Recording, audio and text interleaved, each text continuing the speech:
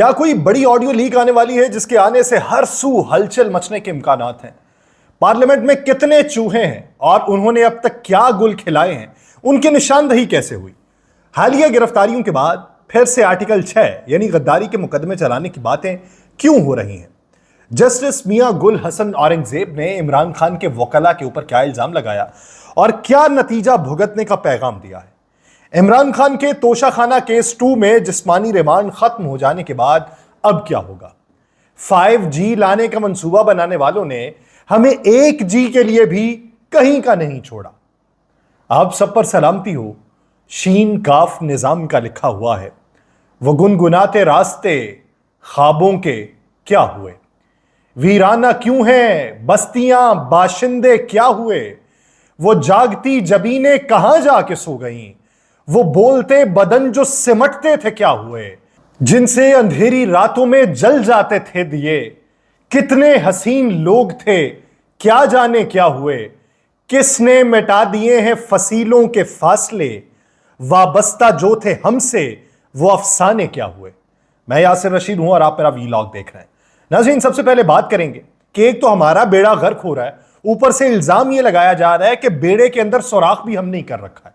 Vice chairman Pakistan software housing association Pasha Ali एहसान ने कहा है कि इंटरनेट में खलल से आईटी इंडस्ट्री को $30 करोड़ का नुकसान हो रहा है और आईटी सेक्टर में बड़ी कंपनीज की शिकायत हैं कि उनकी लाइंस मुतासिर हुई हैं। ये वो आईटी से मुतल्लिक कहते हैं। वो कहते हैं कि फायरवॉल से मुतल्लिक हमसे कोई मुशावरत नहीं हुई। हम मुशावरत करना चाहते हैं, काम करना चाहते हैं, हम मुल्क में डॉलर लेके आते हैं। कल तक तो इंटरनेट का मसला हल नहीं हुआ था, शायद कोई तनसीब की जा रही है जो ठीक तरीके से इंटीग्रेट नहीं हो रहा। कहा यह जा रहा है कि अब तक $500 मिलियन का नुकसान हो चुका है पाकिस्तान के ऑनलाइन बिजनेस को मुतासर होने पर।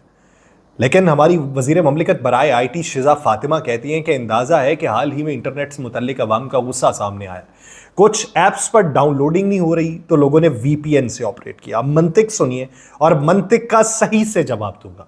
उन्होंने कहा इंटरनेट को ना ही सरकारी तौर पर बंद किया गया, ना ही स्लो किया गया। वीपीएन ऑन करने से फोन स्लो हो जाता है। जब बड़ी तादाद वीपीएन इस्तेमाल करती है तो इंटरनेट स्पीड पर असर पड़ता है। पाकिस्तान में मजीद 4 इंटरनेट केबल्स लगाई जा रही हैं ताकि इंटरनेट कनेक्टिविटी बढ़ाई जा सके और 2025 में 5G स्पेक्ट्रम मुल्क में मुतारिफ होगा और 5G तेज तरीन इंटरनेट की फराहमी का जरिया बनेगा। 5G की बातें कर रहे हैं, यहां पे सिंपल जी नहीं आ रहा। यह तो मंतिक ऐसे ही हो गई कि बिजली तो सस्ती थी, लोगों ने इस्तेमाल की इसलिए महंगी हो गई। ये जो आप मंतिक दे रही हैं कि वीपीएन इस्तेमाल करने से स्लो हो गया, तो ये तो ऐसे ही है कि पेट्रोल तो सस्ता था, बस खरीद के लाने में सफरी अखराजात जो पड़ गए उसके बाद महंगा हो गया। ब्रेड तो इंतहाई सस्ती है, बस आप खरीदना छोड़ दें, कौड़ियों के भाव आपको शेल्फों पे पड़ी हुई मिलेगी। सब्जियां वो तो थी ही सस्ती, बस बिजली और पेट्रोल की वजह से लोग महंगी फरोख्त कर रहे हैं। ये तो ऐसे ही है कि बसों के किराए वो तो ना होने के बराबर है जी अगर आप पैदल चलना शुरू कर दें। ये तो ऐसे ही है कि आप ये कहें कि गाड़ियों की कीमत है वो तो मुफ्त में लेने वाली बात है अगर आप सोहराब का नया साइकिल निकलवा लेते हैं तो। बहन, आप निहायत काबिल एहतराम है। यह समझ तो आता है कि मोबाइल के अंदर वीपीएन इस्तेमाल करने से मोबाइल में जो दीगर खुलने वाली एप्लीकेशंस हैं उनको खोलने में दुश्वारी आती है, लेकिन कुली तौर पे इंटरनेट की तरसील ही का बेड़ा गर्क हो जाए तो फिर यही हो सकता है कि इंटरनेट प्रोवाइडर्स जो हैं उन्होंने भी सर्वर जो है वो वीपीएन पे चला रखे होंगे। अगर आपकी इसी मंतिक को मान लिया जाए ना तो हमसे लाखों गुना ज्यादा सारिफ चाइना में वीपीएन इस्तेमाल करते हैं, लेकिन दुनिया में ऑनलाइन कारोबार करने वालों में सरे फहरिस्त ममालिक में चाइना का शुमार होता है। अगर वीपीएन ने ही कुली तौर पर सिस्टम को स्लो कर दिया है तो दुबई में बैठने वाले आईटी के दिमाग ऐसे ही मुल्क का क्यों इंतखाब करते जहां वीपीएन धड़ाधड़ इस्तेमाल होता है? फायरवॉल लगाए ना लगाएं, मगर गुजारिश यह है कि मंतिक ठीक कर लें ताकि हम जैसे जो कम फहम है वो फिर सवाल ही ना उठा सके। मजमूई तौर पे $500 मिलियन का जो पाकिस्तान की इंडस्ट्री को नुकसान पहुंचा है। पाकिस्तान में रेमिटेंसेस कम आई हैं, ज़र मुबादला में कमी वाक़ हुई है, लोगों का कारोबार तबाह हुआ है, फ्रीलांसर्स काम करने वाले मुश्किलात का शिकार हो गए हैं और एक ऐसे वक्त के अंदर के जब मुल्क में मौशी बहरान जो है वो पैदा हो और मुल्क के लोग जो है वो सारा कुछ करना भी चाह रहे हो लेकिन ना हो रहा हो, तो ऐसे में चीज़ें बेहतर करना। उधर सीडी है, वो पार्लियामेंट हाउस में चूहों से जान छुड़ाने के लिए फैसला कर चुका। सीडीए ने चूहे पकड़ने के लिए शिकारी बिल्लियों की खिदमत लेने का फैसला किया है, जिसके लिए 12 लाख रुपए का बजट मुख्तस किया गया। चूहे खाने वाली शिकारी बिल्लियों की खिदमत ली जाएंगी और चूहे पकड़ने के लिए जाली लगी खुसूसी खिड़कियां भी लगाई जाएंगी। सीडीए जो है वो चूहे पकड़ने के लिए निजी शोबे की भी खिदमत हासिल करेगा। पार्लियामेंट हाउस की जो छतें हैं, उन छतों की सीलिंग की वजह से चूहों की भरमार है। चूहे जो है वो सेनेट और कौमी असम्बली के मुख्तलिफ शोबों में नुकसान भी पहुंचा रहे हैं। और यही नहीं है, उन्होंने पार्लियामेंट के कई दफातर में फाइलें भी कुतर दी हैं। तो कहा यह जा रहा है कि चूहों के खात्मे के लिए कार्रवाई जो है वो सीडीए करेगा। हम ये भी उम्मीद करते हैं कि पाकिस्तानी मईशत को कुतर कुतर के जिसने रख दिया है, उनको भी पकड़ने के लिए कोई शिकारी बिल्ला लाया जाएगा। हम ये भी उम्मीद करते हैं कि आम आवाम का जीना हराम करने के लिए उनकी जो दस्तावेज़ात पड़ी हुई थी उसको जो कुतर गया, उनके लिए जिसमें रिलीफ लिखा हुआ था और वो चूहा जो खा गया, हम उसको पकड़ने के लिए भी किसी शिकारी बिल्ले का इंतज़ार कर रहे हैं। ये शिकारी बिल्ला आए और ये तमाम जो हैं कुतरने वाले जो हैं उनको पकड़ लें। ये हमारी एक छोटी सी अदना सी ख्वाहिश है। उधर इस्लामाबाद हाई कोर्ट में आज साबिक सदर मुमलिकत से सवाल किया गया कि आप सुप्रीम कमांडर थे, जनरल फैज़ पे बहुत से इल्ज़ामात लगे, जिस पर आरिफ अलवी साहब ने कहा कि बाद में बहुत कुछ होता रहा है, मेरे नोटिस में भी बहुत कुछ था, लेकिन जो अब होगा वो अच्छा होगा। उनसे सवाल किया गया कि जनरल बाजवा साहब का कोर्ट मार्शल होगा, तो उन्होंने कहा मुझे नहीं पता, ये इमरान खान से पूछे। उन्होंने ये कहा कि 1500 केसेस चला चुके हैं, मजीद भी केसेस बना दें, ये कोशिश कर लें, मुझे भी मौका मिलेगा। अब वो किस चीज़ का मौका मिलेगा ये नहीं उन्होंने बताया।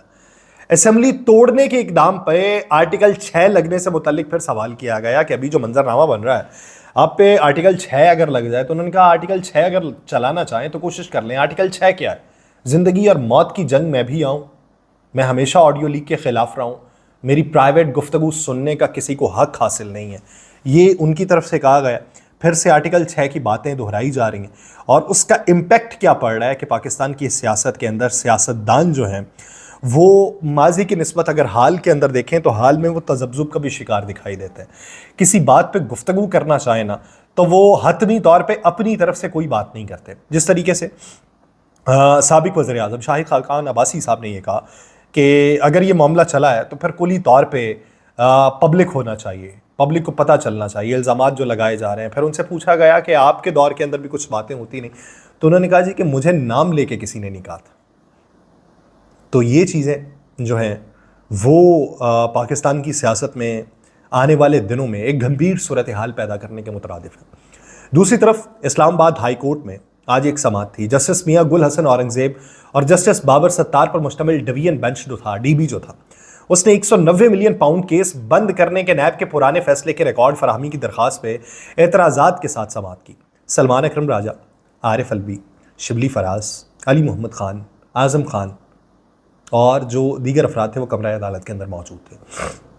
सलमान सफदर साहब थे, उन्होंने कहते हैं कि बानी पीटीआई के खिलाफ रेफरेंस की समाअत जारी है। 35 गवाह हो चुके हैं। आखिरी गवाह जो है वो तफ्तीशी ऑफिसर के ऊपर जरा जारी है। 8 मुलजिम हैं जिसमें से 6 इश्तिहारी हैं और 2 मियां बीवी के खिलाफ केस जारी है।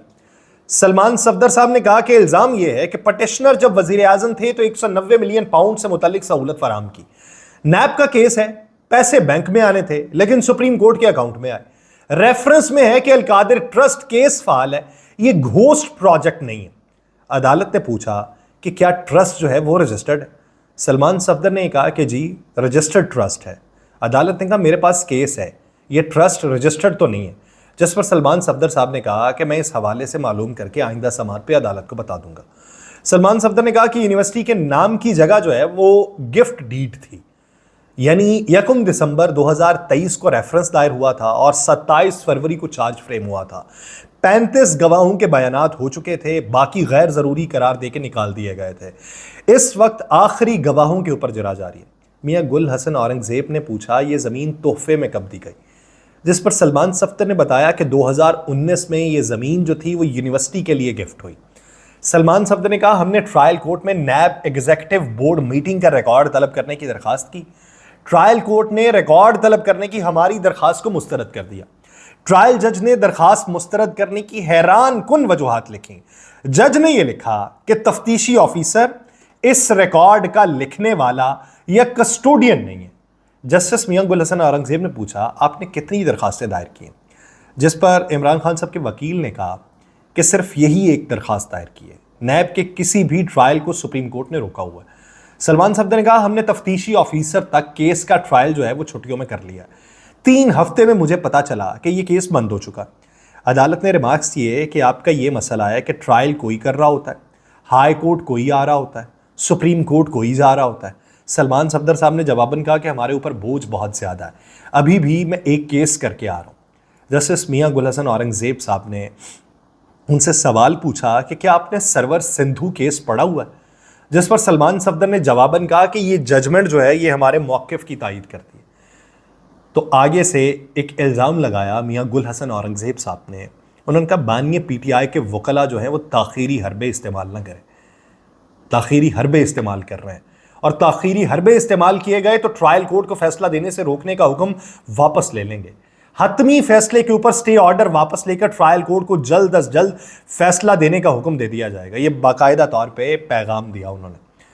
इस्लामाबाद हाई कोर्ट ने ट्रायल कोर्ट को 190 मिलियन पाउंड केस में हतमी फैसला जारी करने से रोकते हुए नैब को बुध तक जवाब जमा कराने की हिदायत कर दी, और साथ ये भी कहा कि केस का ट्रायल जारी रहेगा लेकिन केस के ऊपर हतमी फैसला नहीं होगा। ये एक चीज़ है कि जिसके अंदर अभी सज़ा का होना या ना होना उसको एक सतह तक पेंडिंग में रख दिया गया इस्लामाबाद हाई कोर्ट की तरफ से। दूसरा केस जो है वो जो उनका लगा हुआ है तोशाखाना 2 केस, उसके अंदर क्या हुआ है वो उस पर बात करने से पहले इन दिनों बहुत सारी जगहों के ऊपर ये बात सामने आ रही है कि एक ऑडियो नई मंजर आम पे आएगी, और वो ऑडियो जो है वो किसी बड़ी शख्सियत की होगी जो किसी बड़े ओहदे के ऊपर बराजुमान है, और उनकी ऑडियो मंजर आम पे आने के बाद तहलका मचेगा। वो बिलखुसूस जो तहलका मचना है वो एक ऐसे इदारे के ऊपर मचेगा जिस इदारे में तब्दीली होने वाली है, और उसमें जो तहलका मचना है तो नीचे की लॉट जो है वो नीचे की लॉट किस हद तक उसके ऊपर एक तहरीक चला पाएगी या नहीं चला पाएगी, ये एक बुनियादी सवाल है। लेकिन उससे पहले कि जब ये खबरें मंजर आम पे आ रही थीं और इस तरह की चाहे मगोइयाँ हो रही थीं, तो उसी में सुप्रीम कोर्ट से एक फ़ैसला आता है। सुप्रीम कोर्ट कहती है कि 29 मई 2024 के इस्लामाबाद हाई कोर्ट के हुक्मनामे का हम जायज़ा ले चुके हैं। हाई कोर्ट के हुक्मनामे को अगली अदालती कार्रवाई में तौसीह नहीं दी गई। इस्लामाबाद हाई कोर्ट ने हुक्मनामे को तौसीह नहीं दी, इसलिए हुक्मनामा जो है वो मुअत्तल नहीं कर रहे। ये डबल बेंच था, 2 रुकनी बेंच, जिसने आज समाअत की ऑडियो लीक केस की। जस्टिस अमीनुद्दीन खान साहब ने इस्तफसार किया कि हाई कोर्ट ने यह तायुन किया है कि ऑडियो कौन रिकॉर्ड करता है, जिस पे एडिशनल अटॉर्नी जनरल ने बताया कि अभी तक ये तायुन नहीं हो सका, तफ्तीश जारी है। और ये ऑडियो है नजमुस साकिब की बुशरा बीबी के साथ। जस्टिस नईम अख्तर अफगान ने कहा कि बदकिस्मती से मुल्क में इस मुल्क के अंदर सच तक कोई नहीं पहुंचता। सच जानने के लिए इंक्वायरी कमीशन बना, सुप्रीम कोर्ट ने स्टे दे दिया। सुप्रीम कोर्ट में आज तक ऑडियो लीक्स केस दोबारा मुकर्रर ही नहीं हुआ। पार्लियामान ने सच जानने की कोशिश की तो उसे भी रोक दिया गया। पार्लियामान को काम करने दिया गया ना अदालत को, तो सच कैसे सामने आता। अमीनुद्दीन खान साहब ने कहा यह भी तो हो सकता है कि जिनसे बात की जा रही हो ऑडियो उन्होंने ही लीक की हो। क्या इस पहलू को देखा गया? आजकल तो हर मोबाइल में रिकॉर्डिंग सिस्टम मौजूद है। अब ये जो बात उन्होंने की, अब वो तो की इस केस के मुतालिक। सुप्रीम कोर्ट ने बुशरा बीबी और नजमो साकिब मुबैना ऑडियो से मुतालिक इस्लामाबाद हाई कोर्ट के फैसले के खिलाफ विफाक की अपील को मंजूर कर लिया। फरीकैन को नोटिस जारी कर दिए और इस्लामाबाद हाई कोर्ट को ताहुक्म सानी कार्रवाई से रोकते हुए अपील पर समाअत जो है वो गैर मुअय्यना मुद्दत तक के लिए मुलतवी कर दी। लेकिन मैं वापस आता हूँ उस पॉइंट के ऊपर कि जो उन्होंने कहा बात सच है। यह भी पॉइंट है कि अगर आप किसी को कॉल कर रहे हैं उसके पास ऑडियो रिकॉर्डिंग मौजूद है और वो बाद में उसे लीक कर दे, एक पहलू है। लेकिन सवाल ये पैदा होता है, इस केस से हट के मैं बात करता हूँ। अभी पिछले दिनों एक ऑडियो मंजर आम पे आई थी। वो ऑडियो थी फैज़ हमीद साहब की और अबसार आलम साहब की। वो ऑडियो एक ऐसे वक्त की थी जब डीजी आए थे फैज़ हमीद साहब और अबसार आलम साहब चेयरमैन पैमरा। जब अबसार आलम साहब बकौल उनके खुद कि वो खुद जाके कहते हैं शाहिद खकान अब्बासी साहब को कि ये मामला है, तो वहाँ पर वो डरे हुए भी हैं, वो जाके शिकायतें भी लगा रहे हैं और वो वक्त के डीजीआई की बात को रिकॉर्ड कर रहे हो। बड़ा जिगरा चाहिए अगर उन्होंने किया है तो। अगर उन्होंने डीजीआई की बात को रिकॉर्ड किया तो उनका बड़ा जिक्र है। दूसरी बात यह है कि अगर उन्होंने रिकॉर्ड नहीं किया और ये ऑडियो लीक हुई तो फिर ये उससे बड़ी बात है कि वक्त का डीजीआई और उसकी जो है ऑडियो जो है वो रिकॉर्ड हो रही है। ये एक पहलू है, शायद कि अगली समात में इस पहलू के ऊपर भी गौर किया जाए कि कौन ये रिकॉर्ड कर सकता है और कौन नहीं कर सकता। लेकिन इसके साथ अदालत ने एक फैसला दिया है जो तोशाखाना 2 केस से मुतल्लिक है। जुडिशल कर दिया गया है, जिस्मानी रिमांड को ख़त्म कर दिया गया है। बानी पीटीआई और बुशरा बीबी का 36 दिन का रिमांड मुकम्मल हो चुका है। तो अब बाद अज़ गिरफ्तारी ज़मानत की दरख्वास्त दायर की जाएगी कि ज़मानत बाद अज़ गिरफ्तारी, और उसके ऊपर ये परसू करना चाहेंगे। अब अगर उसके ऊपर परसू हो जाता है तो फिर सवाल ये पैदा होता है कि वो एक केस रह जाएगा 9 मई वाला, उसके अलावा तमाम केसेस के अंदर ज़मानतें हो चुकी होंगी। अब ये इसके ऊपर ज़मानत जो है वो 1-2 दिन के अंदर ही दायर करने के लिए प्लानिंग की जा रही है, और अगर ये ज़मानत दायर कर दी जाती है तो फिर देखना है कि इसका मुस्तकबिल क्या होगा। मुझे दीजिए इजाज़त, अल्लाह निगहबान।